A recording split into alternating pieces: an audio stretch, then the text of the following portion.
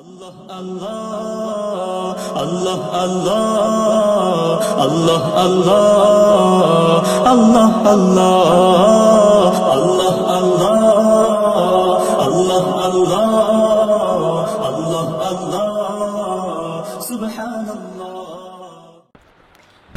সম্মানিত মুসলিয়ানে কেরাম, শুকর আদায় করছি আল্লাহ সুবহানাহু ওয়া তাআলার,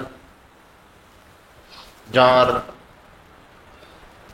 দয়ায় অনুগ্রহে আমরা একটি সুন্দর পরিবেশে আজকের দিনের সবচেয়ে গুরুত্বপূর্ণ আমল সালাতুল জুমআ আদায়, এজন্য আমরা আল্লাহ পাকের ঘরে আসতে পেরেছি, বসতে পেরেছি। আল্লাহ পাক আমাদেরকে সুস্থ রেখেছেন, বাঁচিয়ে রেখেছেন, অনুকূল পরিবেশ দিয়েছেন, তার শুকরিয়ায় আমরা পড়ছি আলহামদুলিল্লাহ। আজকে আমাদের আলোচ্য বিষয় হচ্ছে প্রাকৃতিক দুর্যোগ, কারণ ও প্রতিকার। এই যে মহামারী, এই যে প্রাকৃতিক বিপর্যয়, বন্যা, নদী ভাঙ্গা, জলোচ্ছ্বাস কেন হয়? এত আযাব গজব, মারামারি, খুনোখুনি, রক্তপাত, এগুলি কেন হয়? বাঁচার উপায় কি? পরিত্রাণের উপায় কি? আমাদের আজকের আলোচনা শিরোনাম কি? প্রাকৃতিক দুর্যোগ, কারণ ও প্রতিকার। প্রথমত আল্লাহ সুবহানাহু ওয়া তাআলা মানুষকে দুনিয়াতে পাঠিয়েছেন পরীক্ষা করার জন্য। আমাদেরকে পরীক্ষা দিয়ে দিয়ে দুনিয়া থেকে বিদায় নিতে হবে, আর পরীক্ষার রেজাল্ট দিবেন। কিছু রেজাল্ট দুনিয়াতে দেবেন, আর ফাইনাল রেজাল্ট দেবেন। আরো জোরে বলেন, ফাইনাল রেজাল্ট দেবেন। আল্লাহ বলছেন, ইন্না খলাকনাল হায়া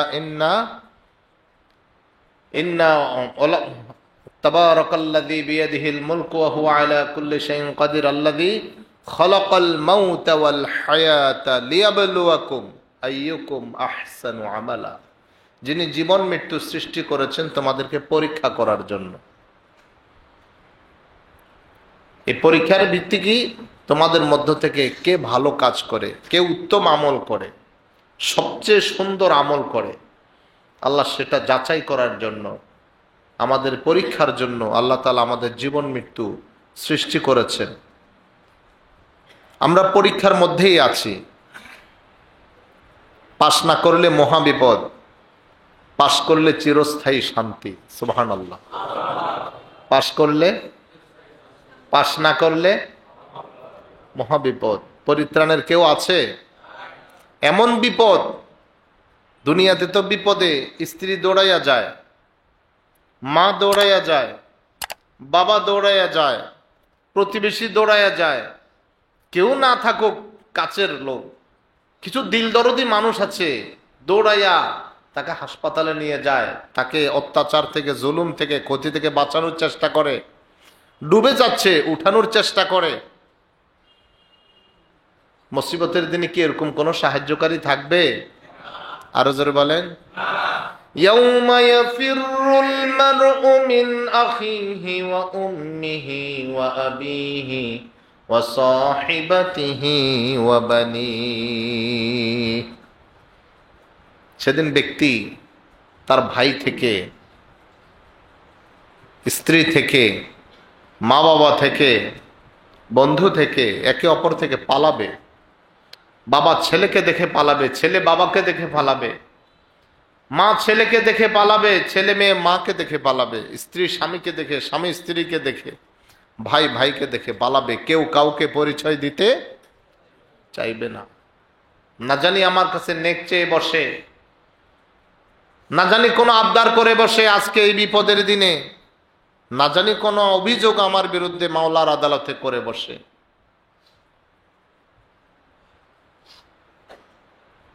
সেদিন হলো চূড়ান্ত হার জিতের দিন। যালিকা ইয়াউমুত তাগাবুন, চূড়ান্ত হার জিতের দিন। সেদিন এক পক্ষ হেরে যাবে, হেরে জাহান্নামে চলে যাবে, আরেক পক্ষ ফাইনাল জিতে যাবে, যারা চিরস্থায়ী জান্নাতে চলে যাবে।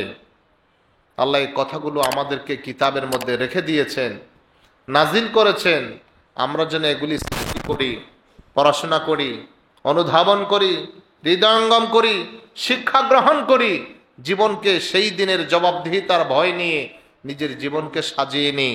দুর্ভাগা, কপাল পড়া, হতভাগা, নির্বোধ, আহমক তারা যারা এসব শিক্ষা নেয় না, পড়ে না, দেখে না, বুঝে না, তা দেখে শিক্ষা না নিয়ে নিজের জীবনটাকে খেলতামশার হাতে ছেড়ে দেয়, প্রবৃত্তির হাতে ছেড়ে দেয়, আর যেমন খুশি তেমন চলে। বিপদের দিনে হতাশ হয়ে যায়, হতাশ হয়ে যায়।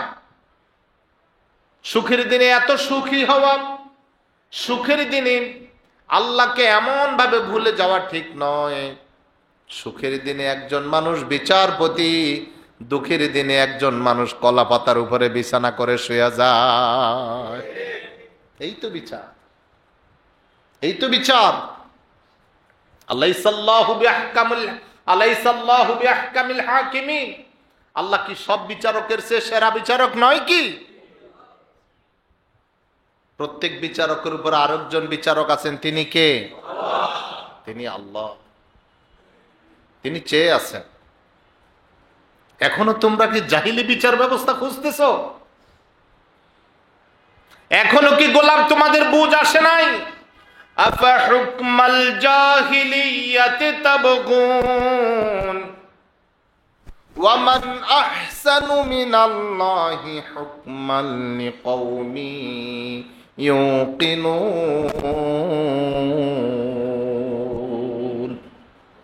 ও মানুষেরা, এখনই কি তোমরা সে জাহিলি বিচার ব্যবস্থা খুঁজতেছো?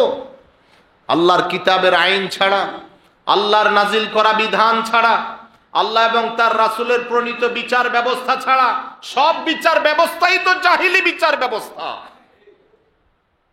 ইনসাফের বিচার হলো আল্লাহর দেয়া বিচার, সুবহানাল্লাহ বলে। ন্যায় নীতির বিচার হলো আল্লাহর নাজিল করা বিচার। যেন রাসূল বলেছেন, ওমান হাকামা বিহি আদালা। কেউ যদি কিতাব দিয়ে, কোরআন দিয়ে বিচার করে, বিচার হবে। কিরে ভাই, প্যারালাইসিস নাকি? তো কথা বলেন না কেন? কেউ যদি কিতাব দিয়ে বিচার করে, বিচার হবে। আর কেউ যদি কিতাব বাদ দিয়ে প্রবৃত্তি তাড়িত, নফস তাড়িত বিচার করে, এই বিচার হবে। বিচারের নামে অবিচার। বহু বিচারক বহু অবিচার করেছে। আল্লাহর জমিনে তাদের বিচারও জনগণ দেখতে পাচ্ছে।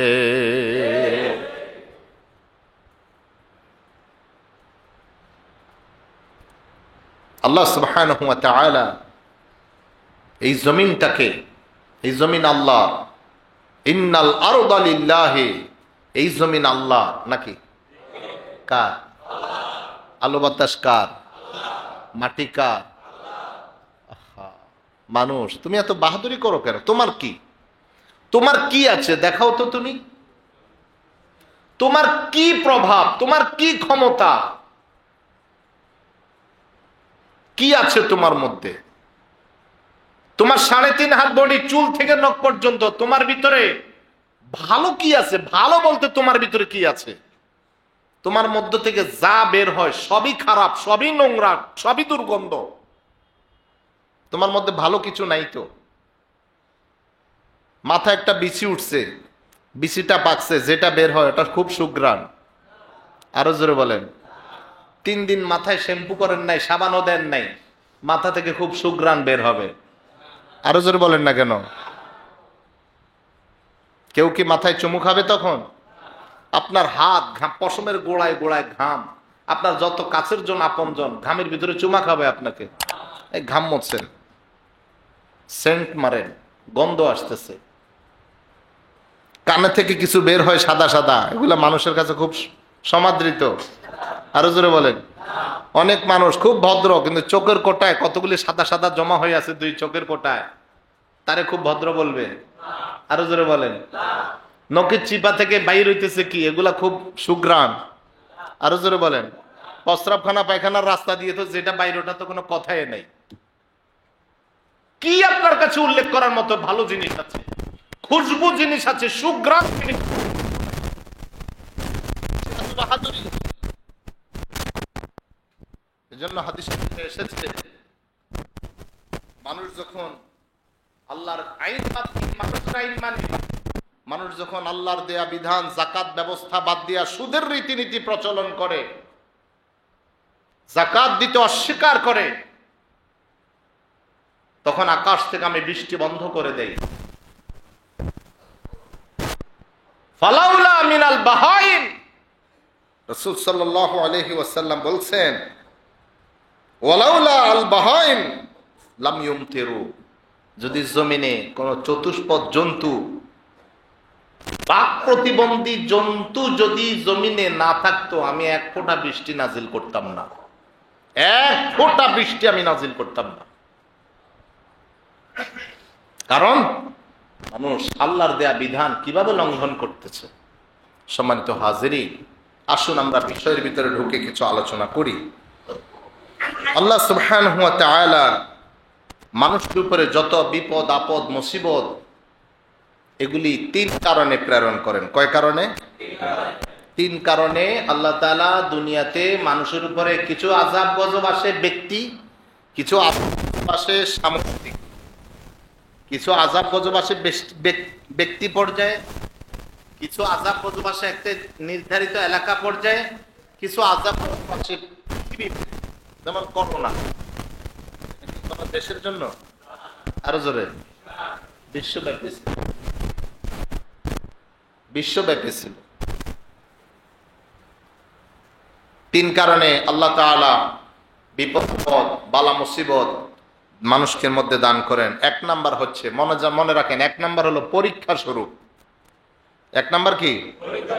আল্লাহ এগুলা দিয়ে বান্দারে কি করেন?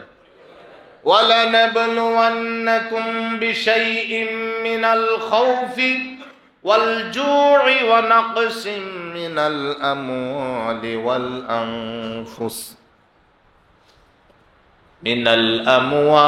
وَالْأَنفُسِ তারপরে ওয়াস-সামারাত ওয়াবাশশিরিস সাবিরিন, অবশ্যই আমি তোমাদেরকে পরীক্ষা করব ভয়ভীতি দিয়ে। এমন ভয়, ঘর থেকে বের হতে পারো না, অদৃশ্য ভয়, দরজা জানালা সব বন্ধ করে রাখছে, না জানি কোনো ফাঁক দিয়ে করোনা ঢুকে যায়। কি অদৃশ্যের ভয়, দেখা যায় না, ছোঁয়া যায় না। যদি দেখা যায় তো পারমাণবিক বোমা যদি 3টা মারা লাগতো, 300 মারা লাগতো, পৃথিবী মারার জন্য প্রস্তুত ছিল। কিন্তু কি হবে এটা যায় না, দেখা যায় না। ভয় ভীতি দিয়ে, ত্রাস দিয়ে, কোন জালিমের জুলুমের ভয়, অত্যাচারীর অত্যাচারের ভয়, আসমানি গজবের ভয় দিয়ে আমি তোমাদেরকে পরীক্ষা করব।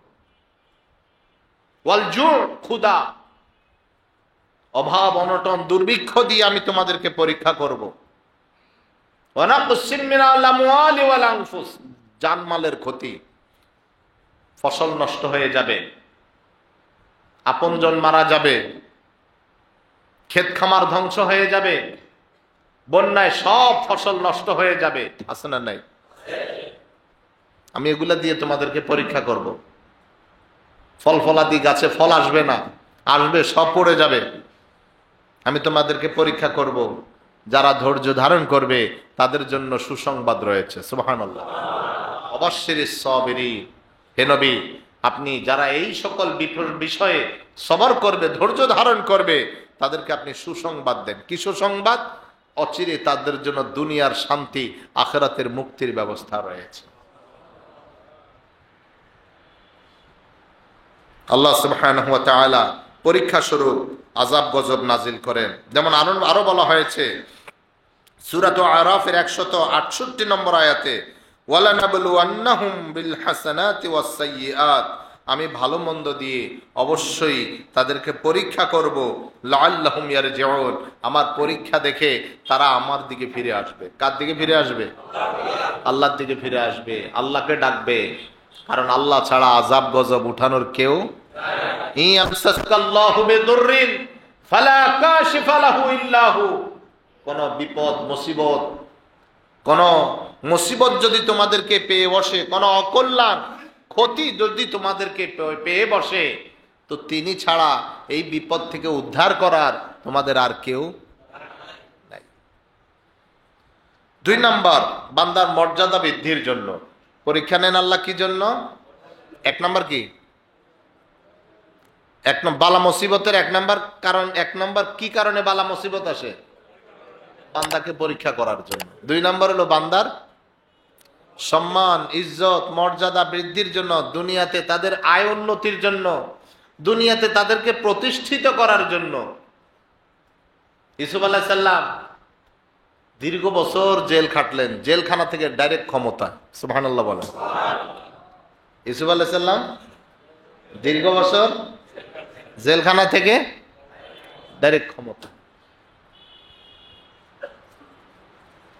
তোমাদের মর্যাদা বৃদ্ধি করব, তোমাদের সুনাম বৃদ্ধি করব, তোমাদের সম্মান বৃদ্ধি করব, তোমাদের পদোন্নতি দান করব। ফেরাউন কিপ্তি বংশ বনি ইসরায়েলকে দাবাইয়া রেখেছিল দীর্ঘ বছর, এমন ভাবে দাবাইয়া রেখেছিল ইসরায়েলীদের পুত্র সন্তানদেরকে হত্যা করা হয়েছিল, কন্যা সন্তানদেরকে বাঁচিয়ে রাখা হয়েছিল, তাদেরকে উঠতে দেয় নাই, তাদেরকে কথা বলতে দেয় নাই, তাদের বাক স্বাধীনতা কেড়ে নিয়েছে, তাদের চলা বলার স্বাধীনতা কেড়ে নিয়েছে। একটা পর্যায়ে আল্লাহ বললেন, ওয়ানুরিদু আন নামুন্না আলাল্লাযিনা ইসতুদঈফু, এতদিন যাদেরকে দুর্বল করে রাখা হয়েছে, এতদিন যাদেরকে দাবিয়ে রাখা হয়েছে, এতদিন যাদের বাক স্বাধীনতা হরণ করা হয়েছে, আমি আল্লাহ ইচ্ছে করলাম তাদের উপরে অনুগ্রহ করতে। ওয়ানাজআলাহুমুল আইম্মা, তাদেরকে আমি সমাজের ইমাম বানাতে। ওয়ানাজআলাহুমুল ওয়ারিসিন, আমি এই জমিনের ওয়ারিস তাদেরকে বানাতে আমি ইচ্ছে করলাম। আল্লাহ ইসরায়েলি জাতিকে গোটা পৃথিবীতে রাজত্ব দান করলেন। এতদিন তাদের বাক স্বাধীনতা ছিল না, এতদিন তাদের চলাফেরার স্বাধীনতা ছিল না, তাদের পুত্র সন্তানদেরকে দেখা মাত্র হত্যা করত। আল্লাহ তাআলা গোটা ইসরায়েলি বংশকে প্রতিষ্ঠিত করলেন, ফেরাউনি বংশটাকে ডুবাইয়া এমন নিমজ্জিত করলেন, নাম নিশানা নাই। এগুলি আমাদের জন্য ইতিহাস, এগুলি আমাদের জন্য শিক্ষা, এগুলি আমাদের জন্য শিক্ষা। নাম নেওয়ার কেউ থাকবে না, বেশি বাহাদুরি করো না, বেশি অহংকার করো না, বেশি ধাপট দেখাইও না। আল্লাহ দিনটা বেশিক্ষণ রাখবেন না, অচিরে আবার রাত আসবে। বেশি খুশি হইও না, বেশি খুশি হলেও আল্লাহ বেশি খুশি যে হয় তাকেও পছন্দ করে না। মানব জীবন, কিছু সময় দুঃখ করো, কিছু সময় হাসো, কিছু সময় আফসোস করো, কিছু সময় আল্লাহ শুকর আদায় করো। আল্লাহ শুকর যদি আদায় করো, বিপদে পড়লেও আল্লাহ উঠায় নেবে, বিপদে পড়লেও আল্লাহ উঠায় নেবে। আল্লাহ সুবহানাহু ওয়া তাআলা মর্যাদা বৃদ্ধির জন্য আল্লাহ তাআলা পরীক্ষা করেন। 3 নাম্বার, বিভিন্ন অপরাধের কারণে, পাপের কারণে ব্যক্তি, পরিবার, সমাজ, রাষ্ট্রে আল্লাহর আযাব গজব আপতিত হয়। ব্যক্তি, কিছু অপরাধ আছে ব্যক্তিগত অপরাধ, কিছু অপরাধ আছে সামাজিকভাবে, কিছু অপরাধ আছে রাষ্ট্রীয়ভাবে। কথা বলেন। আল্লাহর জমিনে যখন রাষ্ট্রীয়ভাবে অবিচার শুরু হয়ে যায়, আল্লাহর জমিনে যখন রাষ্ট্রীয়ভাবে মানুষ ন্যায় বিচার থেকে বঞ্চিত হয়, মানুষের উপরে জুলুম চেপে বসে, মানুষের অধিকার হরণ করে নেয়, তখন আল্লাহ তাআলা এরকম ব্যাপক আযাব গজব দেন। কিভাবে দেখেন, আল্লাহ তাআলা বললেন, ওয়ামা আসাবাকুম মিন মুসিবাতিন ফাবিমা কাসাবাত আইদিকুম ওয়া ইয়াফু আন কাসীর। সূরাতুশ শূরা 30 নম্বর আয়াত। আল্লাহ তাআলা বললেন, যে সকল বিপদ আপদ মুসিবত তোমাদের উপর আরোপিত হয়, যত বালা মুসিবত তোমাদের কাছে আসে, এগুলা তোমাদের হাতের কামাই, এগুলা তোমাদের।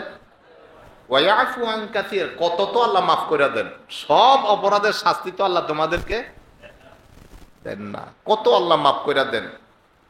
কিছু কিছু দেন, যেগুলা দেন এগুলা তোমাদের হাতের কামাই, তোমরা এটার প্রাপ্য ছিলে, তোমরা এটার জন্য উপযুক্ত ছিলে, হকদার ছিলে, কারণ তোমরা যা করেছো এর ব্যতিক্রম এটা ছাড়া অন্য কিছু হতে পারে না।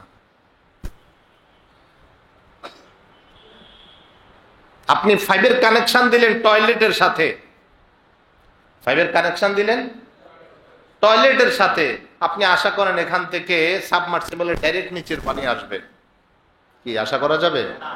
না, কানেকশন ওইটার সাথে দিতে হবে। এটা বোকামি হবে। আমার জীবনযাপন ব্যতিক্রম। আমি নামাজ পড়ি না, আমি রোজা রাখি না, আমি সুদ খাই, নাউজুবিল্লাহ বলেন। আমি সুদ খাই, ঘুষ খাই, দুর্নীতি করি, মানুষ মারি, অবিচার করি, মানুষের অধিকার হরণ করি।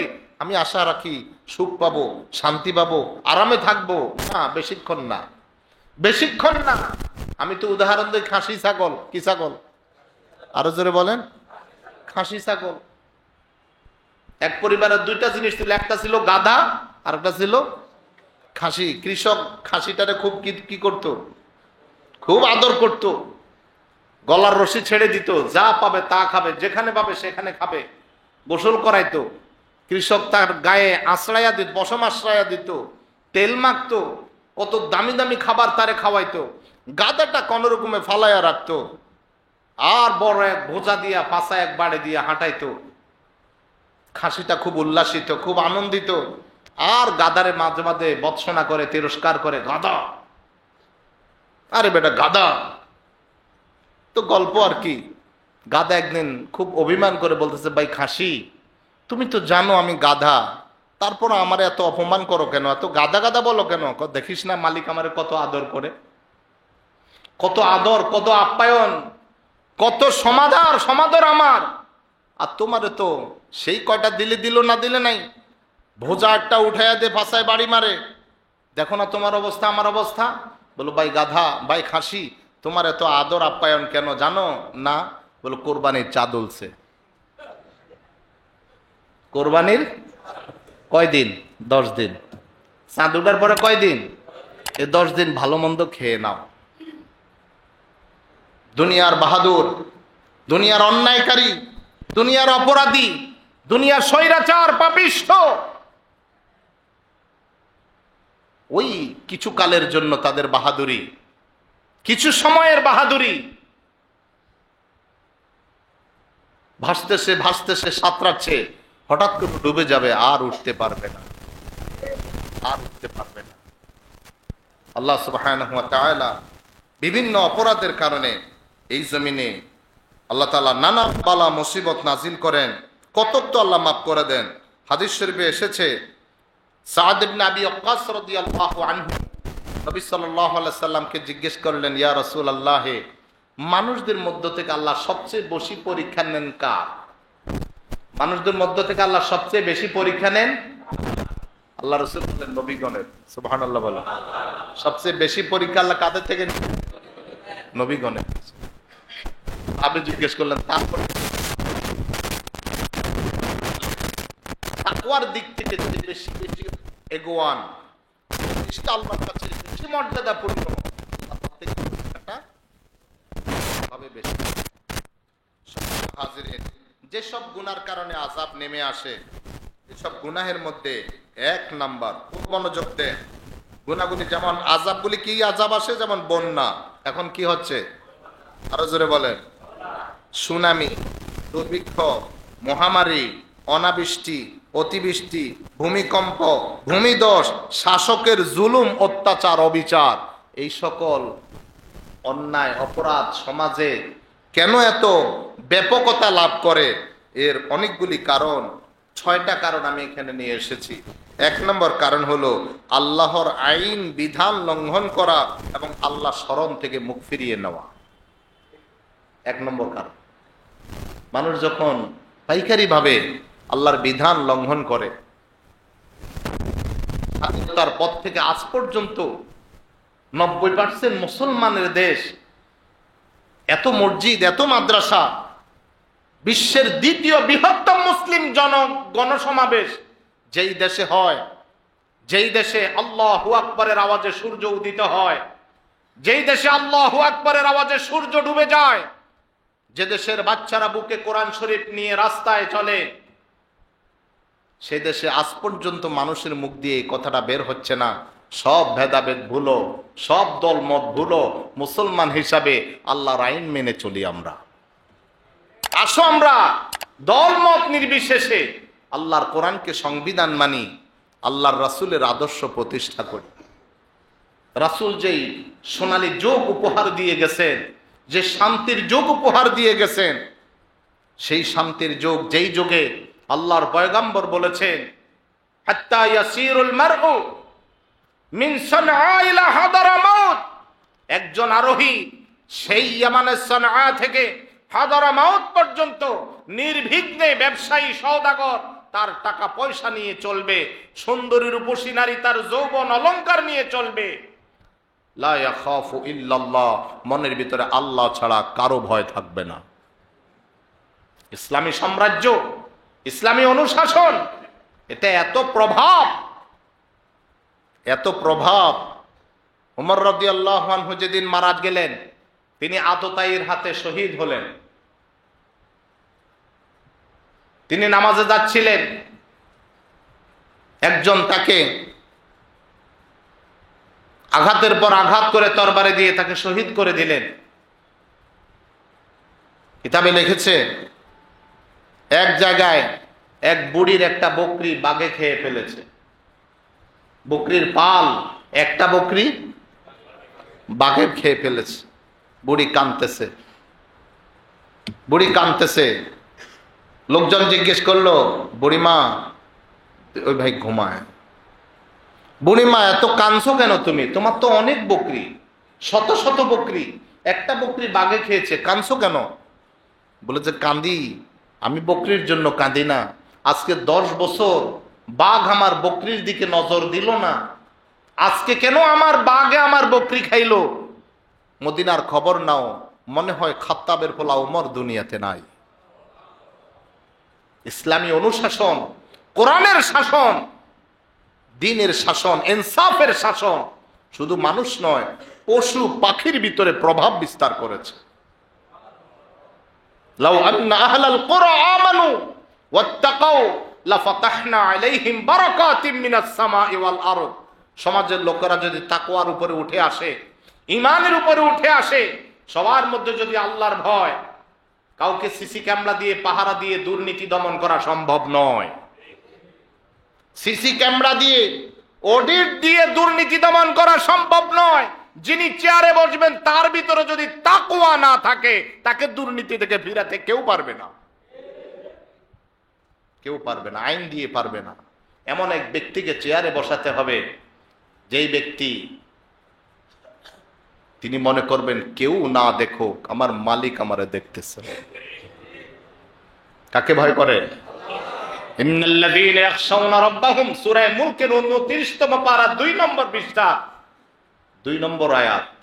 ইন্নাল্লাযীনা ইয়াখশাউনা রাব্বাহুম বিল গায়বি লাহুম মাগফিরাতুন ওয়া আজরুন। না দেখে যারা আল্লাহকে ভয় করবে, আমাকে আমার আল্লাহ দেখতেছেন, যদিও আমি আমার আল্লাহকে না দেখি, আমি জান্নাতে গিয়ে দেখব ইনশাআল্লাহ। বলেন আমার আল্লাহ আমাকে দেখতেছেন। এই ভয় যদি কারো ভিতরে না থাকে, তাকে দুর্নীতি থেকে কেউ ফিরিয়ে রাখতে পারবে না। সমাজের মানুষ যখন এভাবে করে, আল্লাহর আইনকে অবজ্ঞা করে, এই দল না হে দল, এই দল না হে দল, এই পার্টি না ওই পার্টি, আসুন সবাই এক স্লোগান উঠায়, সব পার্টি থেকে নেন, তবে শর্ত হলো যোগ্যতার বিচারের মানদণ্ড হবো, তাকে কোরআনের পারদর্শী হতে হবে, তাকে আল্লাহর ভয়ে ভীত হতে হবে, 5 ওয়াক্ত নামাজের হেফাজতকারী হতে হবে, যাকাত প্রদানকারী হতে হবে, মনের ভিতরে আল্লাহ ছাড়া কারো ভয় থাকবে না, রাসূলের সুন্নতের পাবন্দী হতে হবে। এমন লোক যেই দলে পাওয়া যাবে, ওই দল থেকে নিয়ে একটা ইনসাফের শাসন প্রতিষ্ঠিত হোক, একটা ইনসাফের শাসন প্রতিষ্ঠিত হোক। একটা জুলুমবাজ থেকে ক্ষমতা কেড়ে নিয়ে আরেক জুলুমবাজের হাতে ক্ষমতা তুলে দিবে, এই জন্য দেশ স্বাধীন নয়।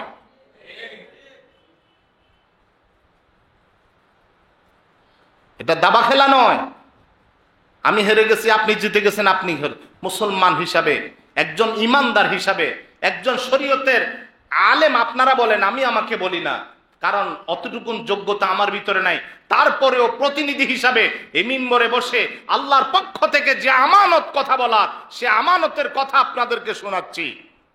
একটা দল মত নির্বিশেষে একটা স্লোগান উঠায়, রাজনীতি যার যার, আল্লাহর কোরআন সকল মুসলমানের। আমাদের সবাই আমরা আল্লাহর কোরআন মানি, আল্লাহর কোরআনকে বিধান সংবিধান মানি, রাসূলুল্লাহকে আদর্শের মানদণ্ড মানি। এই মান্যতার ভিত্তিতে, তাকওয়ার ভিত্তিতে, যোগ্যতার ভিত্তিতে, স্বজন প্রীতিতে নয়, তাকওয়ার ভিত্তিতে, যোগ্যতার ভিত্তিতে যিনি এগোয়ান, তাকে নিয়ে একটা ইনসাফের সমাজ কায়েম হোক। আল্লাহর জমিন সব বিপদ দূর হয়ে যাবে। আল্লাহর জমিনে আসমানি রেজেকের ভান্ডার, রেজেকের দুয়ার, জমিনের রেজেকের দুয়ার আল্লাহ খুলে দিবেন। আল্লাহর ওয়াদা করছেন বরকতের সমস্ত দুয়ার খুলে দেওয়া হবে, অভাব দূর হবে, স্বনির্ভর হবে, মাথা পিছু ঋণ থাকবে না, ইনকাম বেড়ে যাবে, দুর্নীতি যেখানে থাকবে না, যে দেশ থেকে টাকা বিদেশে যাবে না, বরং বিদেশ থেকে টাকা বাংলাদেশে আসবে। আমাদের দেশের নেতাদের চেয়ে ওই ভিক্ষুক যে বাস্তুবিটা ঘরের বিটা বিক্রি করে বিদেশ গেছে, তার চেয়ে বড় দেশপ্রেমিক কেউ হতে পারে না। কারণ আমাদের দেশের নেতারা ঘর থেকে, দেশ থেকে ইনকাম করে বিদেশে পাচার করে, আর বিদেশে সেই দিন মজুরটা কষ্ট করে ইটা ভেঙে রাস্তায় কাজ করে দেশে টাকা পাঠায়। সম্মানিত হাজিরিন, সমাজের মানুষ যখন আল্লাহর বিধান থেকে বিমুখ হয়ে যায়, আল্লাহর শরণ থেকে বিমুখ হয়ে যায়, তখন আসমানি গজব নেমে আসে। আল্লাহ বলছেন ওয়ামান আরাদা আন যিকরি ফাইন্না লাহু মাঈশাতান দানকা ওয়া নাহশুরুহু ইয়াওমাল কিয়ামাতি আ'মা। যারা আমার শরণ থেকে গাফেল হয়ে যায়, বিমুখ হয়ে যায়, আমার কোরআনের সাথে যাদের সম্পর্ক নাই, আমার রাসূলের আদর্শের সাথে যাদের সম্পর্ক নাই, আমার ভয় যাদের দিলের ভিতরে নাই, মন চাহি জিন্দেগি, আমি তাদেরকে দুনিয়ায় সংকুচিত জীবনযাপন দেব। কি জীবনযাপন? আরো জোরে বলেন। সংকুচিত জীবনযাপন দেব। এমন জীবনযাপন পালাবার জায়গা পাবে না। আর কিয়ামতের দিন অন্ধ বানিয়ে হাসরের ময়দানে উঠাবো। কি বানিয়ে? قال رب لما حشرتني اعمى وقد كنت بصيرا। কিয়ামতের দিন আল্লাহর সামনে দাঁড়ায়া বলবেন, আল্লাহ আমি তো দুনিয়াতে চক্ষুষ্মান ছিলাম, আমার চোখ ছিল, আমার দৃষ্টি শক্তি ছিল, আজকে কেন আমারে অন্ধ বানায়া উঠালেন? আল্লাহ রাব্বুল আলামিন বলবেন, কাযালিকা আতাতকা আয়াতুনা ফানাসিতাহা। গোলাম রে, আমার কিতাব তোমার কাছে গিয়েছিল, আমার কিতাবের দাওয়াত তোমার কাছে গিয়েছিল, আমার নিদর্শনগুলো তোমার কাছে প্রস্ফুটিত ছিল, তুমি আমার নিদর্শনের কথা ভুলে গিয়েছিলে, আমার দ্বীনের কথা ভুলে গিয়েছিলে, আমার কোরআনের কথা ভুলে গিয়েছিলে, আমার হুকুম তোমার সামনে রাস্তা দিয়ে হেঁটে যাচ্ছ, আসসালাতু খায়রুম মিনান নাওমের আওয়াজ শুনেছো, হাইয়া আলাস সালার আওয়াজ শুনেছো, তুমি ভুলে গিয়েছো আমার কথা, তুমি ভুলে গিয়েছো আমার কিতাবের কথা, আমার বিধানের বাণী সব যেমন করে ভুলে গিয়েছো, আজকে আমি আল্লাহ রাব্বুল আলামিন তোমারে ভুলে গেলাম। 2 নাম্বার, ওয়াদা ভঙ্গ করা, ন্যায় বিচার না করা। আসমানি জমিনে গজব মুসিবতের 2 নম্বর কারণ কি? ওয়াদা প্রতিশ্রুতি ভঙ্গ করা, ন্যায় বিচার না করা। কত কিছু দিব, এবার নির্বাচিত হলে কাউকে না খাইয়া মরতে দেওয়া হবে না, অন্তত একটা বুলেট খাইয়া হলেও মরতে হবে, না খাইয়া মরতে দেওয়া হবে না। কত প্রতিশ্রুতি, কত কিছু। ওয়াদা ভঙ্গ করা, ন্যায় বিচার না করা আসমানে জমিনে আযাব গজব আসার অন্যতম কারণ। 3 নাম্বার, যাকাত দিতে অস্বীকার করা। শুনতেছেন কথা? যাকাত দিতে অস্বীকার করা। ইসলামের যে মৌলিক বিধানগুলো, নামাজ, রোজা, যাকাত, হজ, মৌলিক বাংলাদেশে একটাও নাই, একটাও নাই। আপনারা কি ভুলে গেছেন এই দেশে ক্রিকেটের বিশ্বকাপ খেলার উদ্বোধন হয়েছিল নাকি হয় নাই? আজান আওয়াজ সংকুচিত করা হয়েছিল। খেলার জন্য আজানকে সংকুচিত করা হয়েছে। খেলা যারা দেখতে আসবে আজান শুনবে, সালাত আদায় করবে। আল্লাহু আকবার মানে কি? এই মুহূর্তে খেলার চেয়ে আল্লাহর হুকুম বড়। কি এই মুহূর্তে খেলার চেয়ে হুকুম বড়। লাযীনা ইম্মাক্কান্নাহুম ফিল আরদ আকামুস সালাত, যাদের ক্ষমতা দেব, এক নাম্বার কাজ তারা সালাত কায়েম করবে, যাকাত প্রদান করবে। বলেছে যে ব্যক্তি যাকাত দিতে অস্বীকার করবে, আজকে বড় বড় রাঘব বোয়াল, এত বড় বড় গুরু আজকে আমরা দেখতে পাচ্ছি, তাদের যাকাত যদি রাষ্ট্রীয়ভাবে পাই টু পাই হিসাব করে নেওয়া হতো, প্রতি বছর যাকাতের টাকা দিয়া প্রতি বছর একটা পদ্মা সেতু বানানো সম্ভব ছিল। শুনতেছেন কথা? কারণ কোন দেশ থেকে নেওয়া লাগতো না, কোন দেশ থেকে নেওয়া লাগতো না, কোন ঋণ নেওয়া লাগতো না। বাংলাদেশের যাকাতের টাকা দিয়া প্রতি বছর একটা পদ্মা সেতু বানানোর। কিন্তু বড় লোকেরা হিসাব করে যাকাত দেয় না। 1-2 বস্তা শাড়ি লুঙ্গি তাও 200 টাকা, 200 টাকা, 300 টাকা যাকাতের লুঙ্গি। নাম কি? কি নাম দিল! অথচ পড়বে না, তার পড়বে। এই শাড়ি যদি তার স্ত্রীর পড়তে দেয়, তার স্ত্রী পড়বে, তার মেয়ে পড়বে। আর রাসূল বলছেন, তুমি মুমিন মুসলিম তো সে ব্যক্তি, সে নিজে যা পছন্দ করবে অন্যের জন্য, তোমার জন্য, তোমার স্ত্রীর জন্য, তোমার ছেলে মেয়ের জন্য কত টাকা দামের কিনলা, আর গরিব মানুষের কয় টাকা দামের শাড়ির লুঙ্গি দিলা, কয় টাকা দামের যাকাতের কাপড় দিলা। এই কাপড় দেওয়ার জন্য ইসলামী বিধান যাকাত প্রবর্তন হয় নাই। যাকাত তোমার কড়াগন্ডা হিসাব করে যাকাত দিবা। এই যাকাতের টাকা দিয়া আর্থসামাজিক উন্নয়ন হবে, দারিদ্রতা বিমোচন হবে, বেকারত্ব দূরীকরণ হবে। 4 নাম্বার, জেনা বেবিচার বেহায়াপনা বেড়ে যাওয়া। এগুলো তো কম আমাদের সমাজে আলহামদুলিল্লাহ। হ্যাঁ, আরো জোরে বলেন না কেন? জেনা বেবিচার বেহায়াপনা বেড়ে যাওয়া, সুদী লেনদেন বেড়ে যাওয়া, ওজনে কম দেওয়া, খাদ্যে ভেজাল মেশানো, এগুলা কোনোটা আমগো বাংলাদেশে নাই। আরো জোরে বলেন। এখনো যে আল্লাহ আমগো বাঁচাইয়া রাখছে, এটাই বালা, এটা আল্লাহর বিশেষ অনুগ্রহ। এখনো যে আমরা নিঃশ্বাস নিতে পারি, এখনো যে আমরা খাইতে পারি, পড়তে পারি, যেগুলো আসতেছে আল্লাহ বলেন ওয়ালানুযীকান্নাহুম মিনাল আযাবিল আদনা দুনাল আযাবিল আকবারি লাআল্লাহুম ইয়ারজিউন। আমি তো বড় শাস্তি দেওয়ার আগে একটু লঘু শাস্তি দিই, ছোট শাস্তি দিই, দেখি না আবার বান্দারা আমার দিকে ফিরে আসে। এখন এই আযাব গজব, এই প্রাকৃতিক বিপর্যয় বাঁচার উপায় কি? 1 নাম্বার হলো অন্যায় অপরাধ ছেড়ে দিয়ে তওবা ইস্তেগফার করা। 1 নাম্বার কি? অন্যায় অপরাধ, নাকি অন্য অপরাধে থাকা অবস্থায় তওবা ইস্তেগফার করা? অন্যায় অপরাধ ছেড়ে দিয়ে তওবা ইস্তেগফার করা। 2 নম্বর, আল্লাহর কাছে বেশি বেশি দোয়া করা, আল্লাহ আমারে তুমি তোমার গোলাম বানাও, আল্লাহ তোমার গোলামিতে আমারে নিয়োজিত রাখো, আল্লাহ আমারে দিয়ে তুমি ইসলামের সবচেয়ে বড় খেদমতটা করাও। কি এগুলি দোয়া করা যায় না? আল্লাহ ইসলামের সবচেয়ে বড় খেদমতটা আমারে দিয়ে করাও, আল্লাহ আমাকে শক্তি, সামর্থ্য, মন মানসিকতা দাও, আমি যেন দ্বীনের খেদমত করতে পারি, আমি যেন দ্বীনের জন্য বেঁচে থাকতে পারি।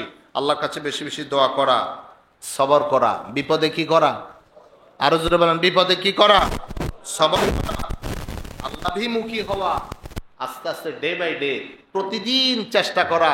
প্রতিদিন আমি কি আজকে আমার জন্য আল্লাহ যে জাহান্নাম বানাইছেন, জাহান্নামকে একটু দূরে সরাইতে পারছি? মনে রাখবেন একটা কথা মাঝখানে বলে রাখি, সময় শেষ। আল্লাহ প্রত্যেক মানুষের জন্য জান্নাতও বানাইছেন, প্রত্যেক মানুষের জন্য জাহান্নামও বানাইছেন। জান্নাতি মানুষটাকে জান্নাতে ঢুকানোর আগে তারে জাহান্নাম বলবো যে এই জাহান্নামটা তোর জন্য প্রস্তুত রাখা হয়েছিল, কিন্তু তোর ঈমান আমল আল্লাহ কবুল করে এই জাহান্নাম থেকে ফিরে আল্লাহ তোর এই জান্নাত দান করবে। জাহান্নামীকে জাহান্নামে নেওয়ার সময় তার জান্নাত বলবো এই জান্নাতটা তোর জন্য প্রস্তুত রাখা হয়েছিল, কিন্তু তোর ঈমান না থাকার কারণে, আমল না থাকার কারণে আল্লাহ এই জান্নাতটা আল্লাহ তাআলা তোকে বঞ্চিত করে জাহান্নামে নিক্ষেপ করা হলো। কাফের মুশরিকদের জান্নাতগুলো আল্লাহ মুমিনদেরকে হাদিয়া দিয়ে দিবেন। এই জন্য যে একজন মুমিনকে কমপক্ষে 1 দুনিয়া সমান, এগুলা হাদিয়া। দোয়া করা, সবর করা, আল্লাহবিমুখী হওয়া, পরস্পর পরস্পরকে সহযোগিতা করা। আলহামদুলিল্লাহ আমাদের দেশে সহযোগিতার যে নমুনা, সহযোগিতা সাহায্যের যে একটা দৃষ্টান্ত, বাংলাদেশের ছাত্র সমাজ, সাধারণ সমাজ, বেকার মানুষগুলো পর্যন্ত, ফকিরেরা পর্যন্ত, আম জনতা এমন দৃষ্টান্ত স্থাপন করতেছে। বিশাল ঘন্টার পর ঘন্টা যানজট লাগলে যেমন করে গানের সিরিয়াল, আজকে ফেনী, লক্ষ্মীপুর, নোয়াখালীতে এরকম ত্রাণ দেওয়ার জন্য গানের সিরিয়াল।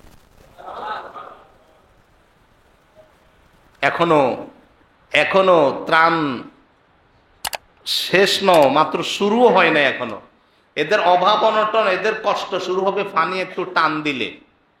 এদের রোগ বেড়ে যাবে, এদের জিনিসপত্র সব বাসা বাড়িতে যখন যাবে দেখবে যে কিছু নাই, তখন তো কেউ আর ত্রাণ নিয়েও যাচ্ছে না, তখন তারা পাক করবে কি, খাবে কি? এখনো বিভিন্নভাবে বিভিন্ন জায়গায় বন্যার্তদের জন্য, অভাবী মানুষদের জন্য সহযোগিতার হাত বাড়াচ্ছে, আপনাদের দুয়ারে যাচ্ছে। আমাদের মসজিদেও হয়তো এখনো চাইবে আপনারা যে যেভাবে পারেন, যতটুকুন পারেন একটু হলেও সহযোগিতা করবেন। বলেন ইনশাআল্লাহ। আগে হয়তো 100 টাকা দিয়েছেন, এখন 10 টাকা দিবেন। যদি বাক্স চালাইতাম 10 টাকা 20 টাকা তো দিতেন, কথা বলে না, দিতেন না? ওই 10 টাকা 20 টাকা যাওয়ার সময় ত্রাণের জন্য যারা যাচ্ছে ওদেরকে দিয়ে যাবেন। সম্ভব? কথা বলে না, সম্ভব? এখন বাক্স চালালে কিছু টাকা দিতেন না? 10 টাকা 20 টাকা দিতেন না? ওটা যাওয়ার সময় ত্রাণের বাক্সে দিয়ে যাবেন। বন্যা কবলিত এলাকার মানুষগুলো যেন পায়। যেভাবে পারি আমরা পরস্পরকে সহযোগিতা করব। আল্লাহ তাআলা যে সকল অন্যায়ের কারণে আযাব গজব আসে, আল্লাহ আমাদেরকে সেই সকল অন্যায় অপরাধ থেকে বেঁচে থাকার তৌফিক দান করুন। যে সকল কাজ করলে আল্লাহ আযাব গজব উঠে নেবেন, সে সকল ভালো কাজগুলোর জন্য আমরা ব্যাপকভাবে করতে পারি। আল্লাহ আমাদেরকে তৌফিক দান করুন। আমিন। ওয়া আখিরু দাওয়ানা আনিল হামদুলিল্লাহি রাব্বিল আলামিন। আসসালামু আলাইকুম ওয়া রাহমাতুল্লাহ।